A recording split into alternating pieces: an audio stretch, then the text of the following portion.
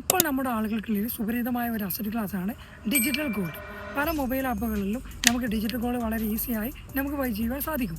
പക്ഷേ digital gold സുരക്ഷിതവും ലാഭകരമായ ഒരു ഇൻവെസ്റ്റ്മെൻ്റ് ആണെന്നുള്ളത് നമ്മൾ തിരിച്ചറിയേണ്ടതാണ്. നമ്മളിങ്ങനെ ഏതെങ്കിലും ഒരു മൊബൈൽ ആപ്ലിക്കേഷൻ വഴി നമ്മൾ ഇൻവെസ്റ്റ് ചെയ്യുമ്പോൾ നമ്മൾ ഇൻവെസ്റ്റ് ചെയ്യുന്ന ഗോൾഡിൻ്റെ എമൗണ്ട് എത്രയാണോ അതിൻ്റെ പുറമെ GST ആയിട്ടും അതിൻ്റെ പുറമെ മറ്റുള്ള ചാർജുകളായിട്ടും പല ആപ്പുകളും ചാർജ് ചെയ്യുന്നുണ്ട്. പലർക്കും ഇതിനെക്കുറിച്ച് അറിയില്ല. പ്രത്യേകിച്ച് നമ്മൾ മ്യൂച്വൽ ഫണ്ടുകളിലോ അല്ലെങ്കിൽ ഗോൾഡ് ETF-കളിലൊക്കെ ഇൻവെസ്റ്റ് ചെയ്യുകയാണെങ്കിൽ നമുക്ക് GST മറ്റുള്ള ചാർജുകളോ വരുന്നില്ല. നമ്മൾ ഏതാണോ ഗോൾഡ് മേടിക്കുന്നത് ആ പ്യുവർ ഗോൾഡ് നമുക്ക് അതേ തൂക്കത്തിലും അതേ അമൗണ്ടിലും നമ്മുടെ ഡിമാറ്റ് അക്കൗണ്ടിൽ അവർ രേഖപ്പെടുത്തുന്നതാണ്. നമ്മൾ ഏതൊരു ഇൻവെസ്റ്റ്മെൻറ്റ് ചെയ്യുമ്പോഴും ആദ്യം നമ്മൾ നോക്കേണ്ടത് അതിൻ്റെ സേഫ്റ്റിയും അതിൻ്റെ റിട്ടേൺ ആണ്.